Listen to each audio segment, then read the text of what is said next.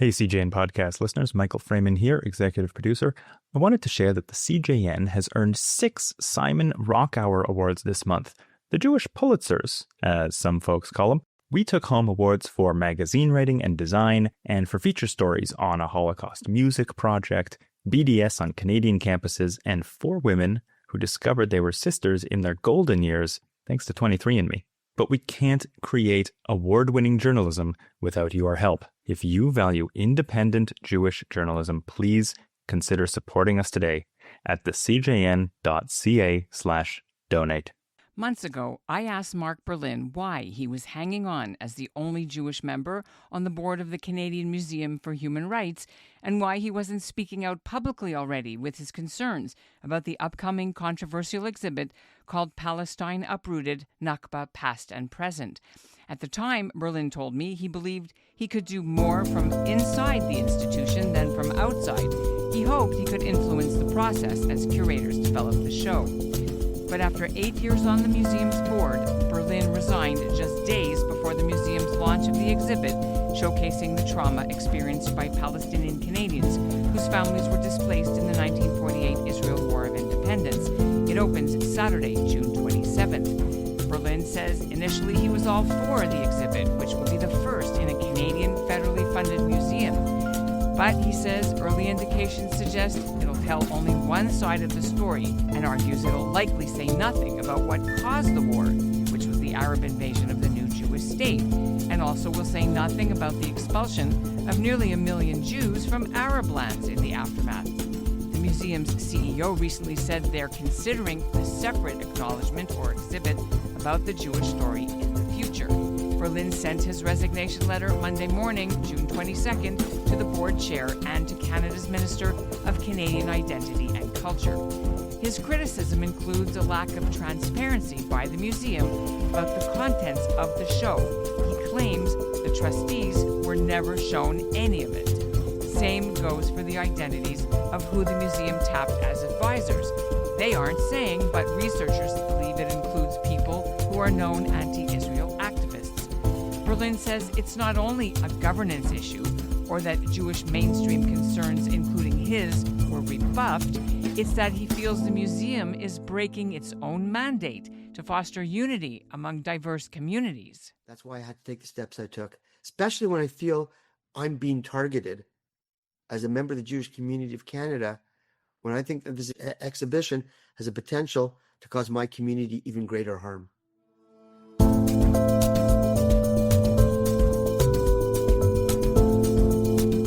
I'm Ellin Bessner, and this is what Jewish Canada sounds like for Wednesday, June 24th, 2026. Welcome to North Star, the flagship podcast of the Canadian Jewish News, made possible thanks to the generous support of the Ira Gluskin and Maxine Granofsky-Gluskin Charitable Foundation.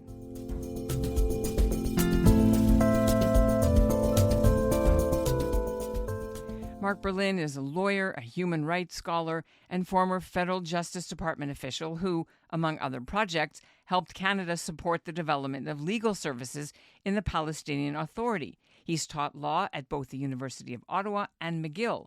His resignation made front-page news across Canada this week. But on today's episode, Berlin shares details with us that didn't make it into his resignation letter. First, he says the Board of Trustees were never shown the content of the exhibit itself. Second, he reveals a little-known meeting was held in Winnipeg last month between museum officials and a delegation of 15 prominent Jewish leaders and representatives of major Jewish philanthropists. After months of expressing concerns that the exhibit was missing important historical context, the Jewish leaders got a face-to-face to suggest how to fix it. But one participant later described the meeting to me as, quote, egregiously and outrageously dismissive of us, unquote. The museum confirmed this meeting took place and said the guests were then offered a tour of an interactive Holocaust survivor video installation. Berlin says what he saw during that visit reinforced his belief the museum has what he calls an institutional anti-Zionism bias. Mark Berlin joins me now from Ottawa. Ellin, I really appreciate you having me on, and thank you so much for connecting with me. Your letter was released on Monday. Right. What is the timeline for this? When did you write it? When did it get published. Give me that. I've been agonizing over this decision for well over a year. I first got confronted with the information that we were going to be doing an exhibit, and I wholeheartedly embraced the notion. I said that the story of Palestinian Nakba was real. Trauma, intergenerational trauma happened as a result. There was suffering on the Palestinians. The story had to be told. And I wanted the story to be told. I think museum is a place to tell the story, but I wanted them to tell the whole story. And the whole story includes the rationale for why a Nakba happened. As you know, it was because in 1947, the United Nations partitioned the British mandated territories into two states, a Jewish state, Palestinian state. The Jewish leadership accepted it. The Palestinians rejected it. And not only did they reject it, five Arab nations launched a war against Israel. They lost the war. Thankfully, it was a war of extermination. As a result of that, yes, 750,000 Palestinians were expelled from Israel. Simultaneously, 850,000 Jews were expelled from the surrounding Arab countries. And so therefore, if you talk about, and I think it's a misnomer, but if you talk about the Nakba, the expulsion of 750,000 Palestinians, you must talk about the simultaneous expulsion of 850,000 Jews, and you must at least provide the historical context. I spent 2.5 years arguing for the whole truth to be told, the whole story to be told, and not just half a story, not just an ideologically political oriented story that I would call it curation by omission. You don't tell a whole truth. You tell half a truth.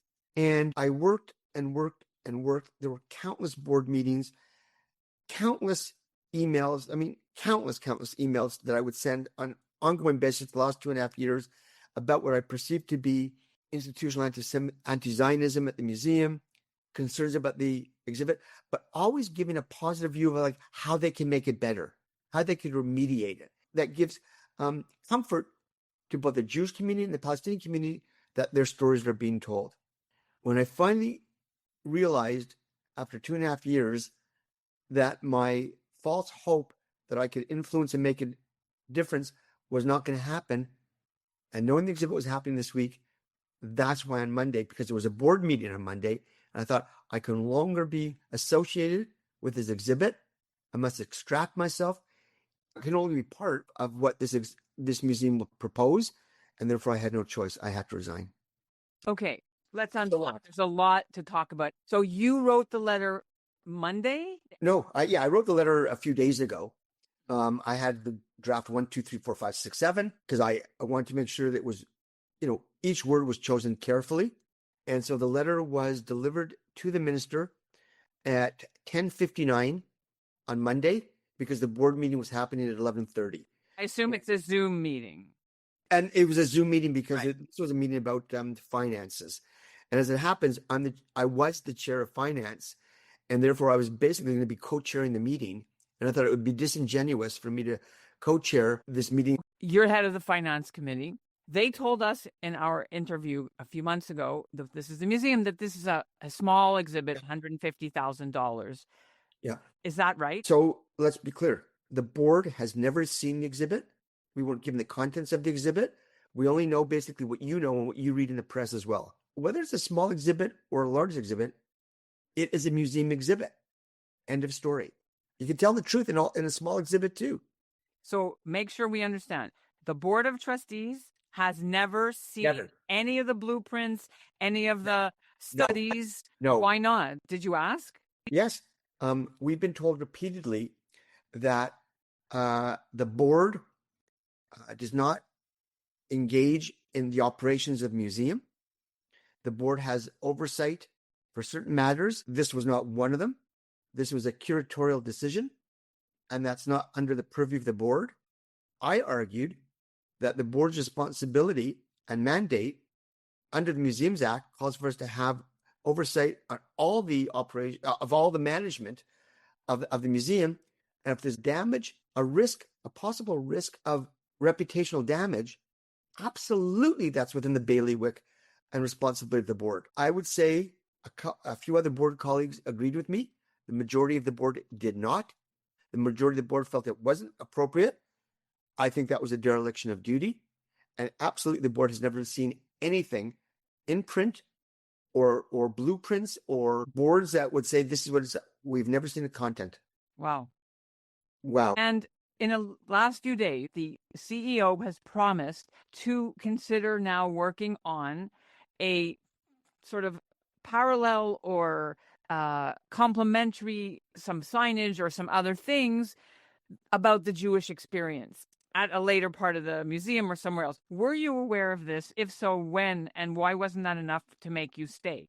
We were first told about this 2 or 3 months ago, that the CEO felt, in response to some of the correspondence that she'd received, that they were going to do, and it's very vague, that they were going to do some sort of something about the Jewish experience at some time in the future.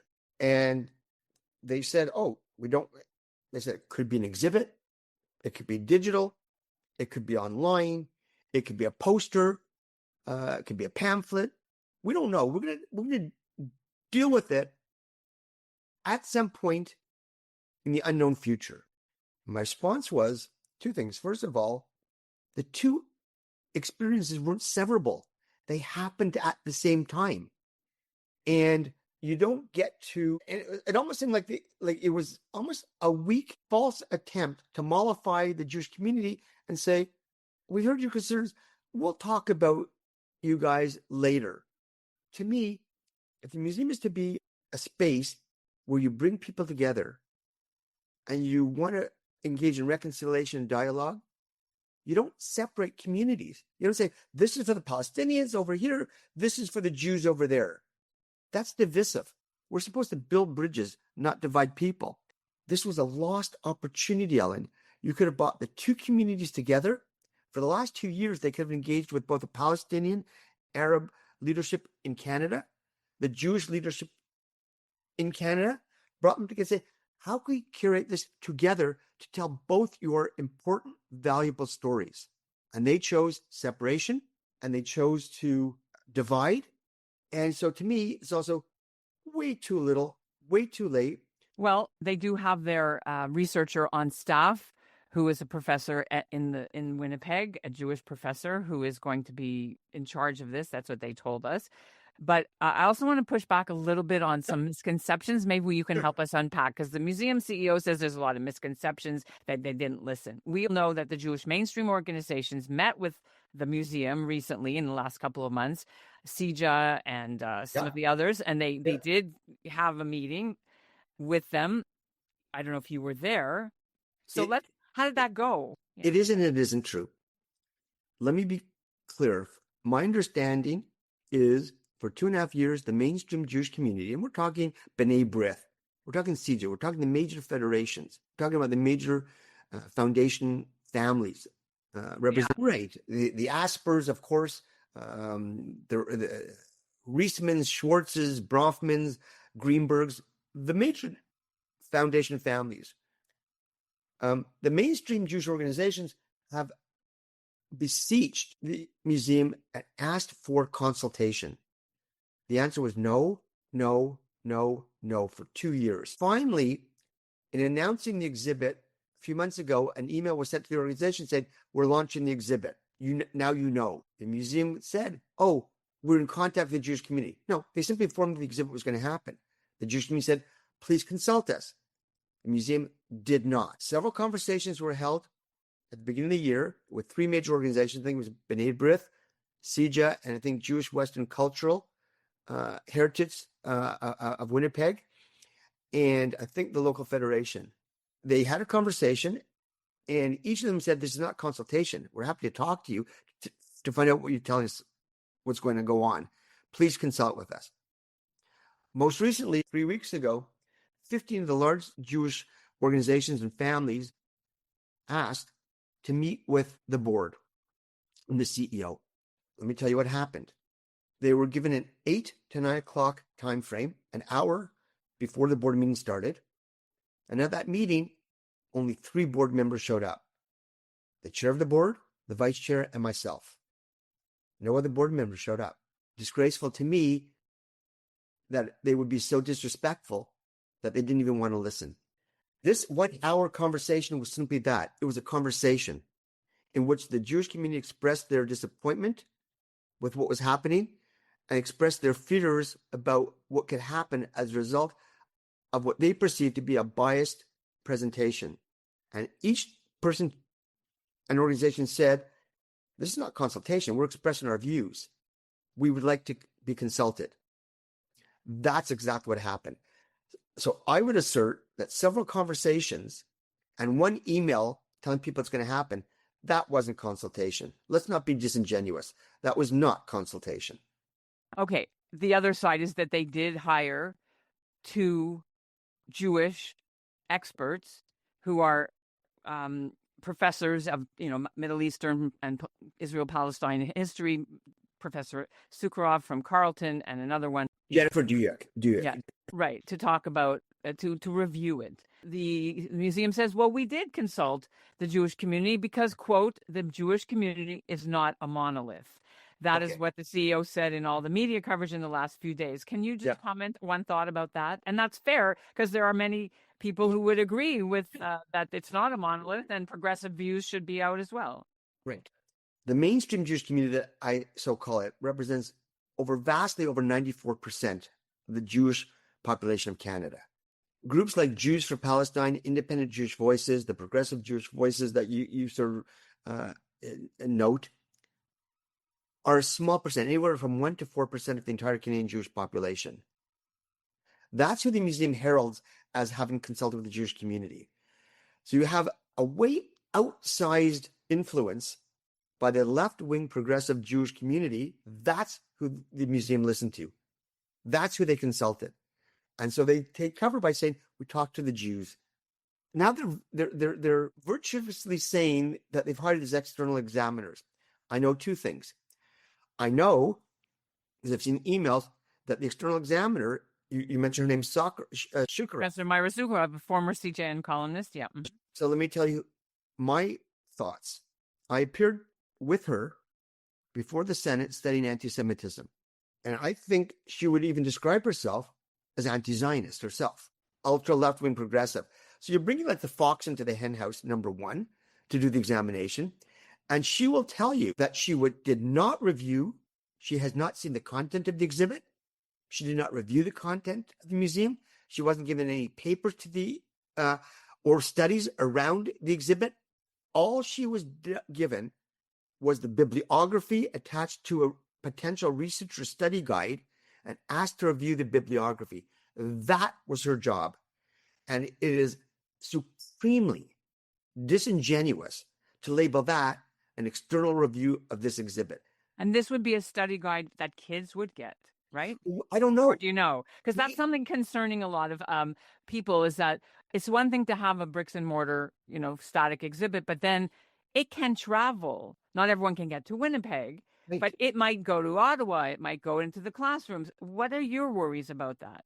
It's very, very, very disconcerting. The same curators who have determined that there be this one-sided presentation on displacement are the same ones who have sought to populate this resource guide. Teachers, kids, for anybody, I'm not quite sure. I have less than zero trust that this bibliography would be balanced. It will be as one-sided to suit the narrative that they want to project by doing this one-sided exhibit. And therefore, I'm troubled and find it disconcerting that there may be such a thing as a resource or study guide. Absolutely frightening. Because I have seen in the past that on the museum website, and I called the museum on it. There was a thing about a year or so ago, and it was really good. It was like, how do you talk to your kids about what was going on in the Gaza-Israeli war? I read it. Yeah. The sources that they cited were all either slightly nuanced or virtually and virulently anti-Zionist. So they do like the UN organization and UNRWA and different statistics and the UN this, and CBC. And there was all these sources that have historically been attached to an anti-Zionism view. That's who populated that particular presentation on how do you talk to your kids about the war. It's Do I still have there. any People can comfort? link to it. Yeah. Yeah. So do I have any comfort that this will be anything less than that or anything different? Absolutely not. It's not. It won't. Coming up, hear what Berlin hopes Canada's museums minister will do next.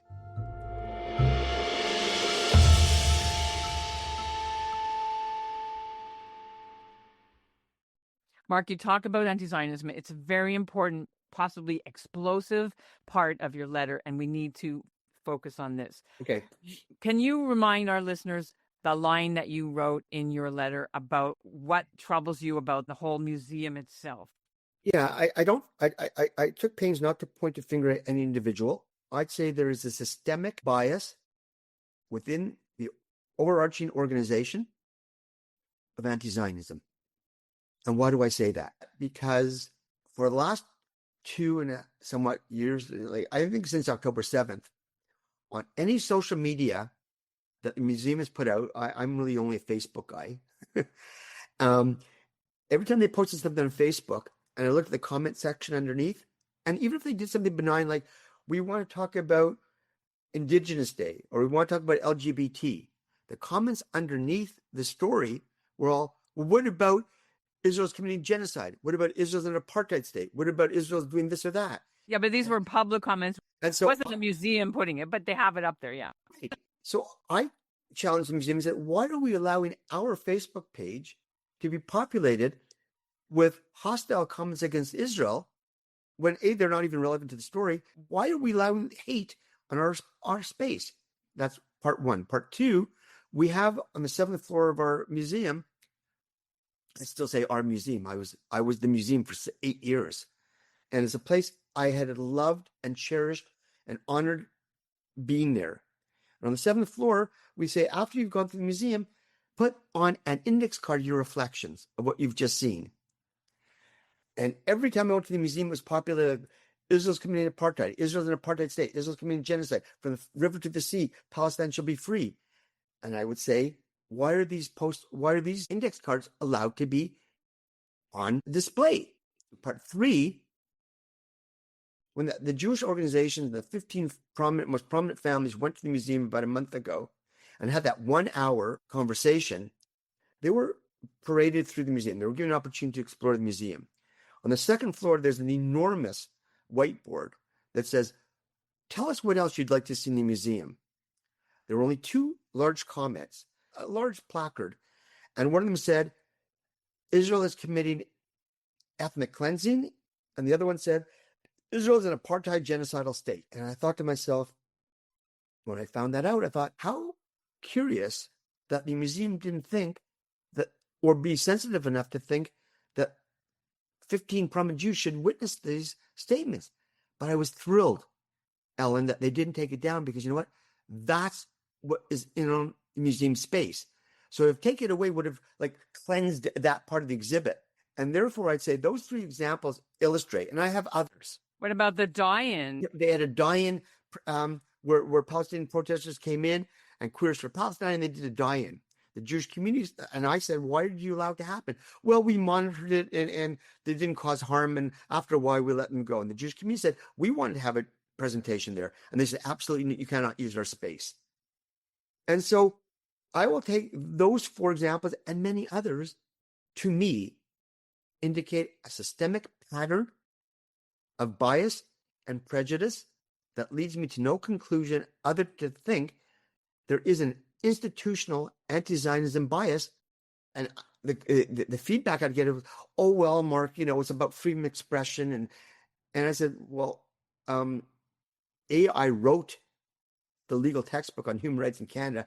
I think I don't need to be lectured about what freedom of expression is, because I also know that we have hate laws in this country. And I think we've gone across the line. And by allowing this to happen, you're fomenting hatred against an identifiable group, the Jews, and this should not be allowed to exist within the walls of our museum. 2 final things. Are you going to go and see the exhibit? No. When is the board supposed to get to see it? Do you know? I think the board was invited. I'm no longer a member of the board. No, but like for a preview, they no. Absolutely. You were not given a preview. We weren't saying, come to an advanced opening. Come, we'd like to share this with you. Okay, that's fine. That's interesting. Well, I know that there's a VIP reception with 700 people the day before. As a result of my status as no longer being a board member, I can only assume I'm no longer invited. What do you want to happen with the minister's department? Because this went to the minister. What's the minister supposed to do? What do you want? You know, I spent 4 years in ministers' offices. I spent, not 4 years, 4 terms. I was legal advisor or policy advisor to 4 different attorney generals of Canada over my career. I don't know what advice the minister is getting from his advisors. All I can say is the minister responsible for all 6 national museums under the Museums Act of Canada.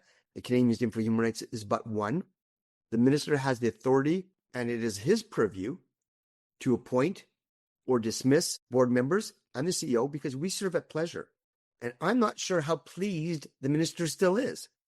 And so if the minister is not pleased by being mired in a controversy, there's a certain route he could choose if he wishes to. He could also make firm suggestions. He could point directions. He could give advice. He could direct. If the minister doesn't believe he has that authority, that's the minister's decision. I can't do much about that. I do think that the board needs to be held highly accountable. I think the CEO has a lot to answer for. Again, she's appointed by the government. There are authorities and powers on how to deal with situations like this. It's up for the government to deal with it the way they see fit. Should they shut it down? Can they shut it down legally? The minister can do whatever the minister wants. He's responsible. My preference would be not to shut it down because I believe the story has to be told. I believe it's an honest and real story. I believe the suffering that happened then and now is real. As I say, I think it has to be a holistic approach. You don't get to divide. And I should tell you, we haven't talked about this. Because it's called Nakba Then and Now, which is another whole discussion, it will pain me greatly that if they actually have anything that depicts any disposition from Gaza, and there's not a companion piece to say that on October 6th, there was peace. On October 6th, there was a ceasefire. On October 7th, the largest massacres of Jews in history since World War II occurred. There was the kidnapping of 350 whatever plus babies. 251, yeah. 251 hostages taken into Gaza. That is the context in which displacement took place. But their website actually has a picture from current Gaza with people being displaced. And therefore, that's their museum exhibit literally shows then and now as its ongoing displacement and so therefore, by the military of Israel. And so therefore, how offensive is it that you show a snapshot and you don't give any historical background? And therefore, if they've chosen that picture without a narrative, that's an intentional proposition to demonize Jews, to demonize Israel, to make Israel look like an oppressor. And that's an intentional act. And shame on them. Shame on them. I think we'll have to leave it there. And thank you so much for giving us this extended interview on your letter and on the whole backstory that you've been living. Yeah, I appreciate you giving me this opportunity. It's hard. And that's what Jewish Canada sounded like for this episode of North Star, made possible thanks to Ira Gluskin and Maxine Gronowski-Gluskin's Charitable Foundation. Before we go, here are 3 important final notes. 1, the museum says it did show the board a high-level overview of the schematic design and interpretive plan for the exhibit and briefed them with reports on how the museum was managing its relationships and risks. There were lengthy conversations on these matters, the museum told me. It says the board never asked to have oversight of the day-to-day operations of the museum, including the exhibits. Secondly, Carleton University professor Mira Sukharov confirmed to me she was hired to review the articles, books, and NGO reports that the museum used as research for the exhibit. But when Sukharov asked if she could see the exhibit itself while she was doing the review, they said no. And she remains annoyed by how the museum portrayed her role to the public, making it seem as though she was doing more than she did. 3, we reached out to the Minister of Canadian Identity and Heritage, Mark Miller. We didn't hear back by deadline. He did tell the House of Commons earlier in the year that it wasn't his job to dictate museum policy or what they can exhibit. Our producer, Izzy Helenchild, will cover the media preview of the exhibit in person in Winnipeg on Friday, so stay tuned for her report next week. Our show is produced by Zachary Judah Kaufman and Izzy Helenchild, with Michael Freeman, the executive producer, and Alicia Richler, the editorial director of the CJN. Thanks for listening.